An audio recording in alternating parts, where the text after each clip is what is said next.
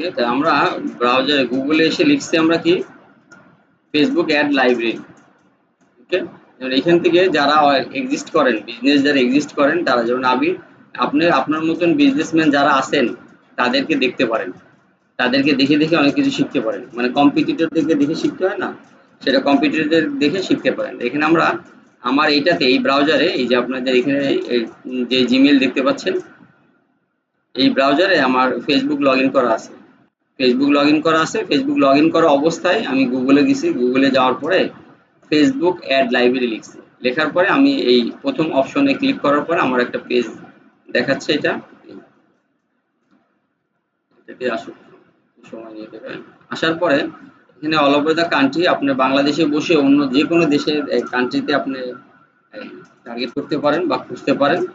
এখানে বাংলাদেশ লেখা আছে, বাংলাদেশে লেখা থাক।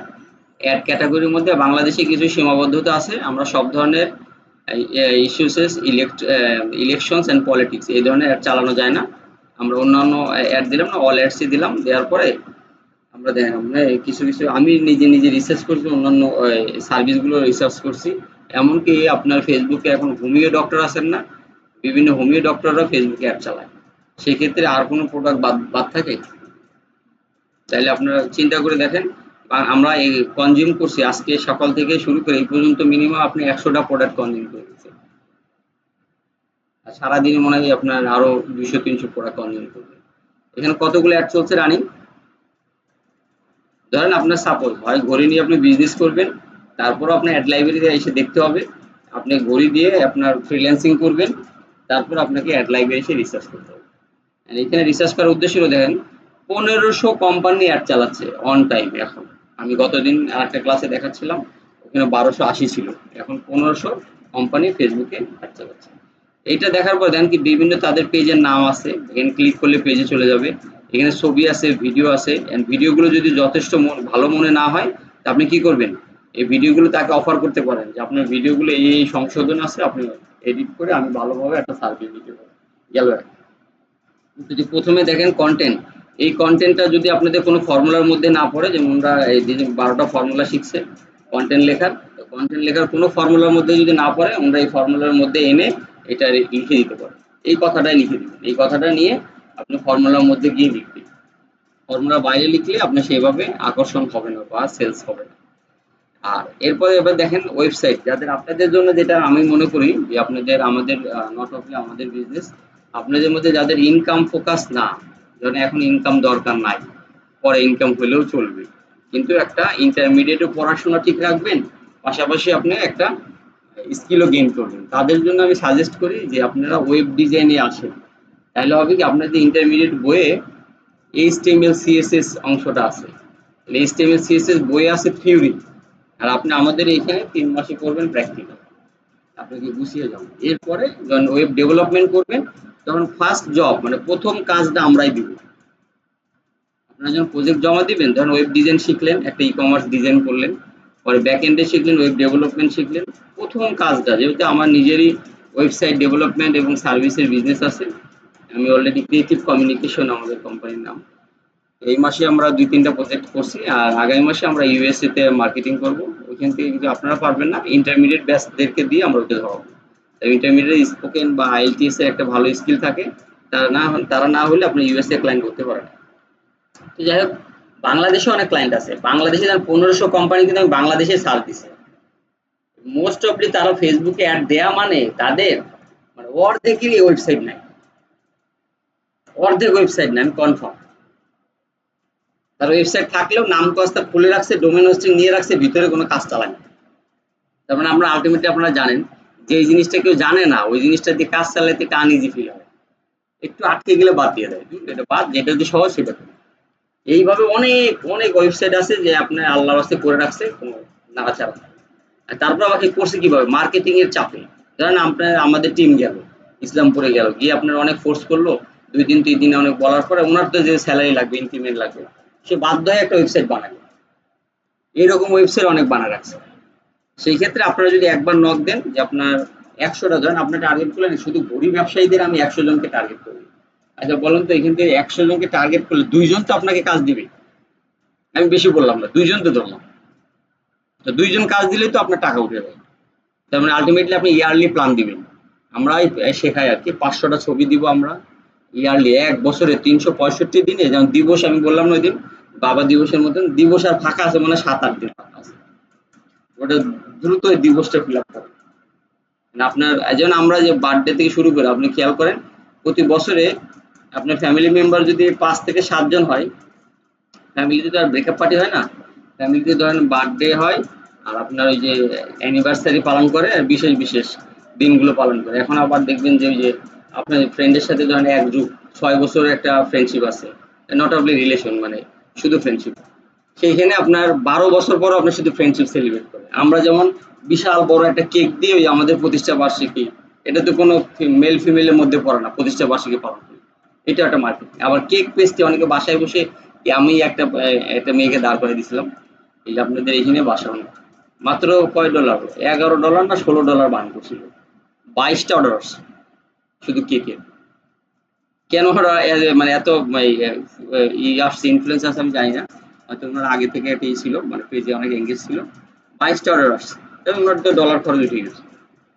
এই আমাদের এখানে নাই ছবি, সাদিয়া ম্যাম আরেকজন আছে, তো উনি বিউটি পার্লার একটা কাজ পাইছিল ঈদের আগে। বিউটি পার্লারের কাজ পাইছিল, মাত্র প্রথমে তো টাকা দিতেই চায় না, পরে অনেক মোলামুলি করে ৩,০০০ টাকার কাজ করছে। ৩,০০০ টাকার কাজে উনি আপনার ৬টা না ৭টা এই যে ফেসিয়াল না কি করে ৮,০০০ টাকা মনে হয়, এরকম ৭-৮ হাজার টাকা বিল হয়, চুল কালার টালার করে অনেক বড় একটা বিল হয়। ৬টা কাস্টমার পেয়েছে, নতুন কাস্টমার, যে ফেসবুক অ্যাড না চালালে উনি পাইতো। এইরকম ওনাকে আমি যখন আমাকে খুব এক্সাইটেড হয়ে বললো যে স্যার এই ব্যাপার একটা অ্যাড চালাইছি, ৩,০০০ টাকা দিয়েছি, ওনার ৬টা কাস্টমার। পরে আমি বললাম ঠিক আছে আপনি ওই ধৈর্য ধরেন, ওনাকে আর বেশি এই ফোর্স করেন না, পরে যদি উনি আগ্রহ দেখায় তখন বলেন। এখন উনি এত হ্যাপি যে প্রত্যেক মাসে ওনারা ৬,০০০ টাকা দেয় শুধু পেজ পুরো দেখাশোনা করার জন্য। ৬,০০০ টাকা, ওনারও তো লস নাই। ওনারা ধরেন আলটিমেটলি যদি প্রতিদিন $2 করে বার্ন করে, ধরেন মাসে হলো আপনার $৬০, $৬০ যদি ওনার 20টা কাস্টমার আসে তাই তো টাকা হবে। আমার তো দরকার নাই এত পোস্টারিং, এত এত উত্তেজনা, এত আপনারা যারা আছেন দেখবেন বাসায় কেকের বিজনেস আছে, বাসায় আপনি ফেসিয়াল প্যাক তৈরি করেন অনেকে, ব্লেন্ডিং করে কি কি কিনে টিনে করে এগুলো করতে পারেন। আবার ছেলেদের বিজনেসের কথা বললে তো আবার বেশি পড়াশোনা বাদ দিয়ে দেবে নাকি? ছেলেদের অনেক বিজনেস আছে, টি শার্টের বিজনেস আছে, ঘড়ির বিজনেস আছে। আমাদের এই যে রবিউল, ও টি শার্ট আর জিন্স বিক্রি করে, যে $310 যে ফার্স্ট আর্নিং। এই যে টি শার্ট আর জিন্স প্যান্ট ওর ফ্রেন্ডের, ও একটা কমিশনে, তার বিজনেস কিন্তু ওর না, ও খালি 50 টাকা করে কমিশন নেয়। পার একটা প্যান্ট বিক্রি হয়ে গেলে 50 টাকা করে কমিশন নেয়, আর কোনো খরচ নেয় না। আমি বলছি না নিতে, তারপরেও নেয়। তাহলে 50 টাকা করে যদি আপনার ধরেন আজকে বেশি না, অনলাইনে যদি 6টা প্যান্টের অর্ডার আসে তাই তো 300 টাকা। এটা তো এর মধ্যে তার তো আর কোনো প্যারা নাই, একবার অ্যাড চালাই দিয়েছে, যেমন আমি অ্যাড চালাই দিয়ে 1 মাস রেস্ট। গতকালকে 3টে অ্যাড চালাইছি, আমি দেখবো আবার ওই 30 তারিখে দেখবো, মানে পরের মাসের 25-30 তারিখে দেখবো, বেশি দিন প্যারা নাই। তো যাই হোক, আপনারা এখন একটা খেয়াল করেন, যেমন আমি পেজে যাই, আমি একটা পেজে, যে কোনো একটা পেজে যাওয়ার পরে আরো ডিটেলস আমি আপনাকে বুঝাচ্ছি, তাহলে আরো ভালো বুঝবেন। আমি তো এখন ইসের বাইরে কথা বলছি। উম, অনেকে দেখেন আপনার ঘড়ি কিনলে হুন্ডা দিচ্ছে,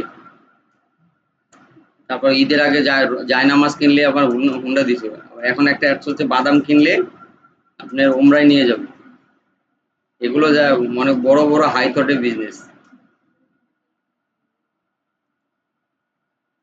দেন আমরা 2টা পেজে আসলাম, 2টা পেজে আসার পরে আমাদের দেন কত লাইক, এটা 10,000। আমাদের লাইক বাড়ানোর যেমন ওনাদেরও শেখাবো আমরা লাইক বাড়ানো, এবং ওয়েবসাইট যদি আমরা দেখি দেন এই ওয়েবসাইটে দেয়। আচ্ছা দেন আপনারা তো ইউজার, আপনারা ওয়েব ডিজাইন জানেন না, এমনিতে ওয়েবসাইটকে আপনারা চয়েস করেন। দেন আমরা এনাদের ওয়েবসাইটে আসলাম। আপনারা যারা গ্রাফিক্স ডিজাইন জানেন তাদের মধ্যে থেকে হয়তো অনেকেই বা ধারণা করতে পারবেন। আলটিমেটলি আসলে কি, আপনারা একবার ফ্রেশার তো, আপনাদেরকে কাজ বোঝানো কঠিন, শুধু আমি সিস্টেমটা জানাচ্ছি। ঠিক আছে, যেমন আপনাদেরকে যদি বলি এই এই ইমেজটা দেখে কি আপনার ভালো লাগছে, নাকি এর থেকে আরো বেটার ডেভেলপমেন্ট করা যেত, আরো ভালো আই ক্যাচিং করা যেত না, এইটাই। আপনি গ্রাফিক্স ডিজাইনার ডিজাইন জানেন, তাকে বললেন যে আমি এইটা আপনি আই ক্যাচিং ডিজাইন করে দিব, অ্যাজ এ গিফট হিসেবে প্রথমে 2-3টা দিয়ে দিলেন, মানুষ গিফট কত নেয়? দুজনে ফ্রিতে দিয়ে দেবে। অনেকে বলছে স্যার কাস্টমারের প্রাইস বললে চলে যায়, আপনি প্রাইস বলছেন কেন? আপনি যে বাসায় বসে কাজ করেন, আপনি টানা 6 মাস তাহলে ফ্রি সার্ভিস দেন। যেমন আমি বলছি যে আপনি যদি আপনি অনলাইন মিটিং করেন তাহলে কোনো সমস্যা নেই, আর যদি আমার এখানে আসেন তাহলে আপনাকে টাকা দিতে হবে। ফেস টু ফেস মিটিং আমি পেমেন্ট নিই না, ঠিক আছে? অনলাইন মিটিং এ পেমেন্ট নিই, ঘটনাটা বুঝেন। কারণ হলো ফেস টু ফেস মিটিং এ উনি টাইম বের করে আমার সাথে দেখা করতে আসবে, তাই এই যে কস্টিংটা আছে এই কস্টিংটার জন্য আমি পেমেন্ট নিই। আর অনলাইনে মিটিং করলে মিনিমাম 500-1000 টাকা চার্জ করি। তার মানে আমার সাথে আধা ঘন্টা কথা বলে সেই বিজনেসের আইডিয়া পেয়ে যাবে। তো ওইটাই তো শেষ, তো তোর আসবে না, বুঝলেন না? যেমন আমাদের এক সিনিয়র আমার সাথে কাজ করছে এক সময়, উনি আপনার 1 ঘন্টার মিটিং এর জন্য $200 চার্জ করে, কাজ পরে খালি মিটিং। তার মানে আপনি যদি একটা আইডিয়া নেন আমার সাথে 2 ঘন্টা ধরে মিটিং করে আইডিয়া নিয়ে আর এক জায়গা থেকে কাজ করালেন, এমন হয় না? তার মানে এটা তো আপনার সিম্পল আইডিয়া, একটা আইডিয়াতে আপনি পুরো গেম ওভার। তো যাই হোক এটা হলো আপনার ইসের। আর ওয়েবসাইটে যদি বলেন যে স্যার ওয়েবসাইটের স্পিড আপনারা একটু খেয়াল করেন, আমি যদি এটাতে ক্লিক করি যে টাইমটা বাউন্ড হচ্ছে দেখেন এখানে লোডিং দেখাচ্ছে না? এখানে দেখি একটু, এটা তো কম লোডিং, আমি এটা ক্লিক করি। এই যে এখানে যে লোডিং হচ্ছে, লোডিং টাইমটা, এই লোডিং টাইমটা কমিয়ে আনবেন এজ এ ওয়েব ডিজাইন এবং ডেভেলপার যিনি থাকবেন আপনার কাছে, এই জন্য আসবে। এবার গুগলে যদি সার্চ দেন, আপনাকে ঘড়ি লিখে সার্চ দিলে china to bdshop.com, ইনি চায়না থেকে ঘড়ি এনে মেবি আপনাকে দিবে। এনার সাথে যদি যোগাযোগ করেন, দেন আমার যতটুকু মনে হয়েছে উনি আপনার মোবাইল ফোন দিয়ে যে লোগো ডিজাইন, একটা পচা লোগো ডিজাইন হয়েছে, এই লোগো ডিজাইনে ঘড়ি একদম ভালো দেখাচ্ছে না। তারপরে এখানে একটা উনি ট্যাগ লাইন দেয়নি, এখানে একটা ছবি, এখানে একটা ছবি, এই যে এলোমেলো যে কিছু কাজ আছে এখানে সেম একটা জেপিজি ছবি দিয়ে দিছে, ভিজুয়ালটা একদম পচা দেখাচ্ছে। এই জিনিসগুলো আপনি ডেভেলপ করে দেওয়ার জন্য তাকে অফার করবেন। 100 জনকে যদি দেন, অন্তত 2 জন আসলে তো আপনার কোর্সের টাকা উঠে যাবে।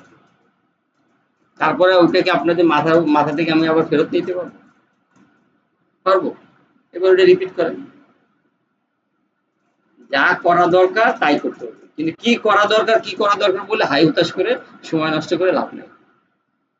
এবং আজকে ফাইবার আপওয়ার্কে যদি আপনি যান, গিয়ে দেখেন বাংলাদেশি ফ্রিল্যান্সার বেশি।